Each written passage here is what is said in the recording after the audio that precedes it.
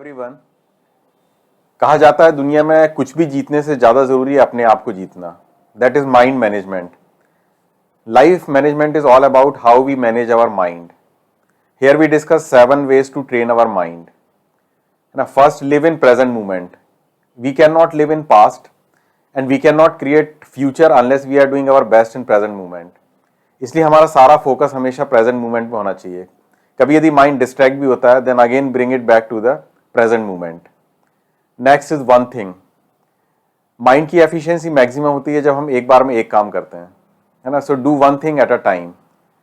कई बार हमको ऐसा लगता है कि 2-3 काम एक बार में कर लेते हैं जिससे हमारा टाइम सेव हो जाएगा, बट इसमें क्वालिटी सफर होती है ना। और यदि हम किसी भी एक काम में पूरी तरह फोकस नहीं कर रहे हैं then we can not enjoy that process. इसलिए हमेशा एक बार में एक काम ही करना चाहिए। Third is positive thoughts. There are 2 ways of thinking. कभी भी यदि लाइफ में हमको मोटिवेशन और इंस्पिरेशन की जरूरत है तो ऐसे लोगों को देखना चाहिए जिन्होंने अपनी लाइफ में काफी स्ट्रगल करके बड़ी बड़ी सक्सेस अचीव की है। और कभी यदि हम अपनी लाइफ में अपनी सिचुएशन से बहुत ज्यादा फ्रस्ट्रेटेड और डिप्रेस्ड हैं तो हमें ऐसे लोगों को देखना चाहिए जो अपनी लाइफ में हमसे भी बड़ी बड़ी प्रॉब्लम फेस कर रहे हैं, है ना। तो किसी भी नेगेटिव सिचुएशन में हमेशा कुछ ना कुछ पॉजिटिविटी होती है। So we should develop the ability to see the light in extreme darkness. Fourth is reading. दुनिया में जितने भी सक्सेसफुल लोग हुए हैं उनमें से मोस्टली उनकी एक कॉमन हैबिट रही है, that is reading. Reading is one of the best way to improve ourselves, है ना। रीडिंग से सपोज यदि हम एक फोकस पर बुक पढ़ रहे हैं तो जिसने भी वो बुक लिखी है उसने अपने फोकस से रिलेटेड सारा एक्सपीरियंस और लर्निंग उस बुक में लिखी है, हाँ। तो वो एक बुक पढ़ने से हमको सारा एक्सपीरियंस और लर्निंग हो जाती है। This is the big advantage of reading. So we should develop our habit of reading to train our mind. Fifth, work on your responses. It is said that ये important नहीं है कि हम life में कितनी टफ सिचुएशन फेस करते हैं, important ये है कि उन सिचुएशन में हम किस तरह से रिस्पॉन्ड करते हैं। We can always train our mind to response in positive way. For example, यदि हमको किसी सिचुएशन में सपोज ₹X लॉस हो रहा है, इमीडिएटली हम माइंड में सोच सकते हैं कि थैंक गॉड वो लॉस 4x भी हो सकता था, तो उससे इमीडिएटली माइंड रिलैक्स हो जाएगा।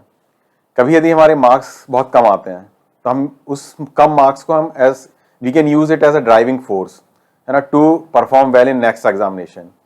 आई रिमेंबर एक बार एक NTSC एग्जामिनेशन में एक स्टूडेंट का 1 मार्क्स से सिलेक्शन रह गया था। उस सेटबैक को उसने as a driving force use किया और उसके बाद उसकी IIT में बहुत अच्छी रैंक आई थी।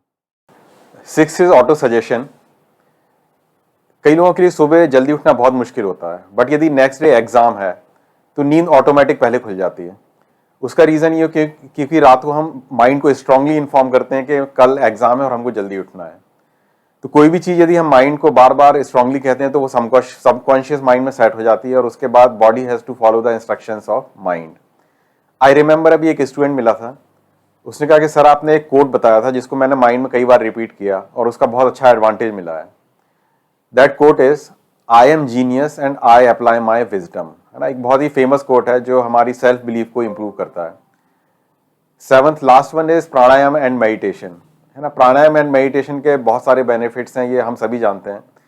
और अपने माइंड को स्ट्रांग बनाने के लिए, उसको रिलैक्स बनाने के लिए, उसकी एफिशिएंसी को और इम्प्रूव करने के लिए हम योगा और मेडिटेशन यूज कर सकते हैं।